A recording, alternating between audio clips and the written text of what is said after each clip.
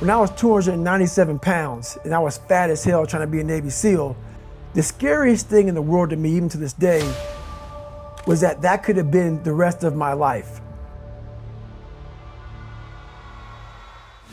I thought then I was trying hard. That's the scariest thing in the world.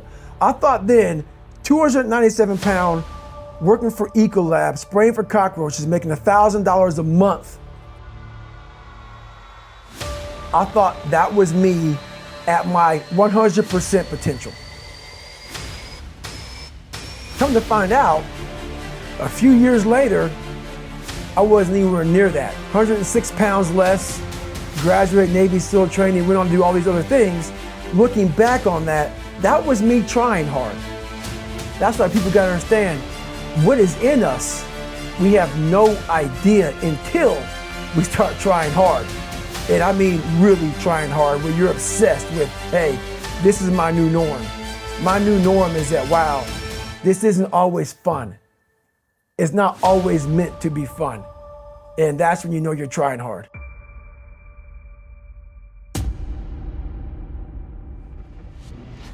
Life isn't fair. We have to understand that. It shouldn't be fair. It's a trial ground, it's a testing ground. It's built to make us harder. It's built to make us as strong as we can, to test us, to drive us.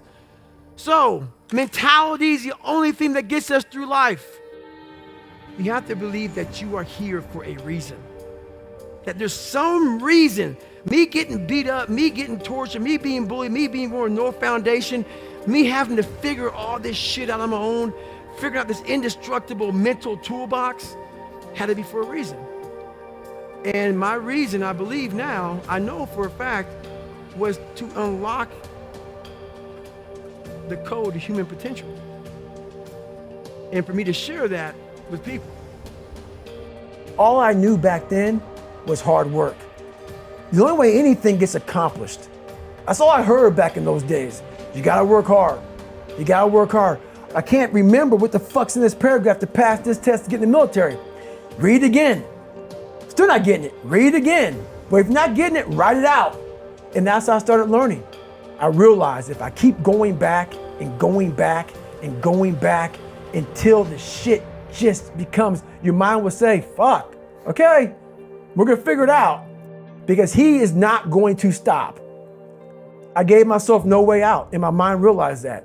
They said, okay, we're gonna adapt and overcome now. We all live in this world where our brains are keeping us in this box. Outside that box, on the other edge of suffering, which is on the other edge of that 40%, is a world that's endless of opportunity. But we are afraid to go outside that box, because in that box is comfortable. That's where all of our nice stuff, that's where the nice 4-lane highway's at. I know where the restrooms are at. I know where the gas stations are at. Outside that box, man, God gives you a shovel and says, man, start digging. That's not fun. But when you dig your own path to all kind of stuff that's unknown. And that's why I started realizing, man, like on the other end of this is some beautiful stuff. So I got outside my box and realized, man, 300 pounds, now look at me, I'm 185 pounds, and on the other side of the box was all this stuff. And I didn't know it was over there until I climbed the wall and saw it. I go into suffering every day. Every day, suffering, being broken, duct taping my feet up, stress fractures, shin splints, being broken. This is my new norm. And your mind says, if we're not broken, this ain't normal. We gotta be broken. So then your mind starts to get tougher. I became hell. And that became my new norm. I gave myself no way out. There was nothing outside these walls of hell. Nothing. For a short period of time, I became the devil, because that was hell.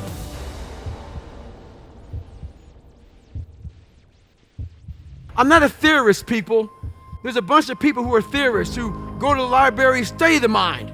They study it in a book. I studied it by being a practitioner. I put my mind in hell, and I realized how it was thinking.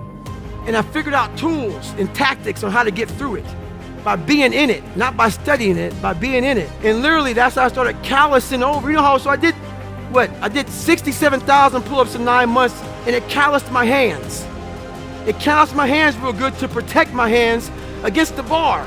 I started learning how to callous my mind, to callous over my victim's mentality. And that's what I did. So they sent me to Johns Hopkins. Everybody studied my body. They studied everything. And one guy says, you know what? We can't find anything on how you did all this. How are you able to do all this? A head guy came in from MIT. And he said, you know how he did it?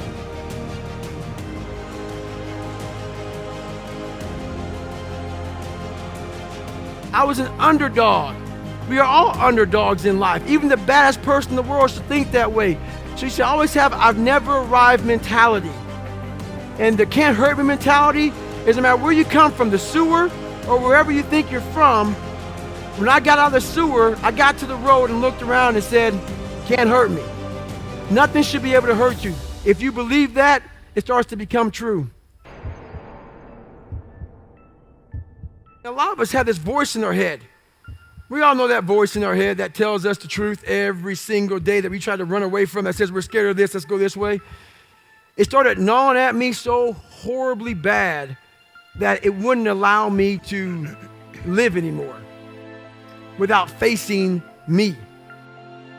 I had to go down in the dungeon, the sewer where my mind used to be at, and talk to that guy. Because I wanted to live my life in a way that when I died, I was proud of myself. I know what pride felt like.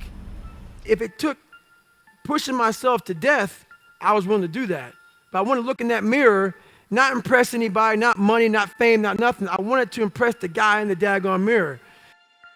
And I worked endlessly and tirelessly to do that. And it happened. You're alone. You're alone. You may have a shrink you're going to, you may have a best friend you're going to, but there's 24 hours in the day where you're alone in this brain. And your brain is talking to you in all kinds of ways. And it wants to control you and pull you in these different pockets. If you can't control your own brain and your brain controls you, you're fucked. You got to tell your brain where you want to go and how you want to go and how you want to get there. You got to control it. If not, it's over. You don't find peace first. I found peace on the opposite end of finding myself. And no one really finds themselves without going through trials, tribulations, suffering, accountability. And accountability is suffering. Being accountable every fucking day for doing right for yourself, for the people next to you, it's miserable. I learned I was leaving a lot on the table, and that's what scares me the most. I'm good now, but what haunts me is that at 24 years old, I was 300 pounds, and if I didn't make a right turn, if I decided to just give in to the feelings I had, I would have died a 300 or 400 pound man working some minimum wage job in my casket, never knowing that I was this guy. You know what I'm saying?